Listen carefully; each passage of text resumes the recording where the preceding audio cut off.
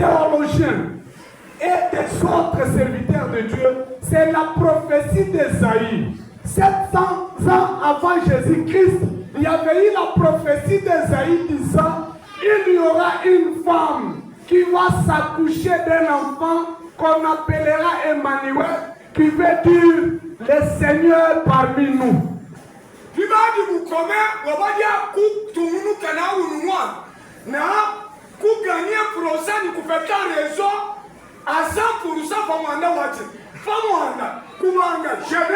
Amen, amen.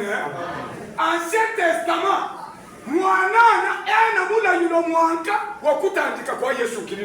c'était difficile puisque quand nous recourons dans tous les livres de Pentecôte et autres, vous allez trouver que Dieu est en train de promettre la naissance de son fils. Amen, amen. Amen. J'ai bien dit que la naissance en soi, il a fallu que il faut que celui qui naîtra porte le corps humain. Amen, amen. Amen. Pourquoi Jésus devrait porter ce corps? Avoir le caractère humain. Yesu Kristo baadi na luka mikolo adi akufuala inombidi na kuikadika na kuikashiwa bumu. Muntu. Amen, amen. Amen. Chef, je crois que vous parlez de son mot quand je parle d'hier. Nous savons qu'il y a beaucoup de langage, on ne pense pas les Mukambi. Est-ce que, attends, on va comme ça, il y a un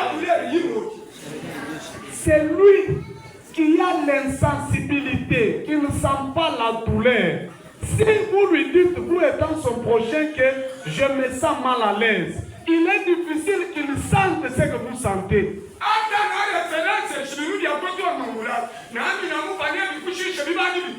Il n'a même pas une référence pour dire ce que vous souffrez. Lorsque je l'avais aussi souffert, je sentais ça. C'est pourquoi il a fallu que un fois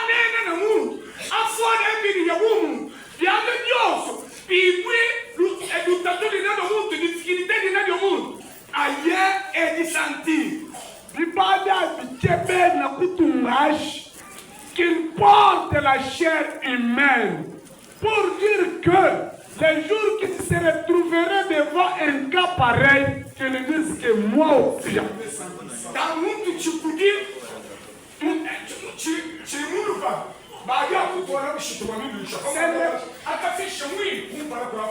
Ce n'est pas un autre esprit qui est dans le vent qui allait venir sauver le peuple pour l'amener devant son père.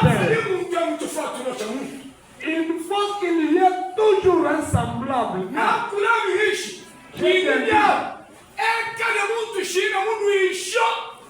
Qu'il soit quelqu'un saint sans péché. Il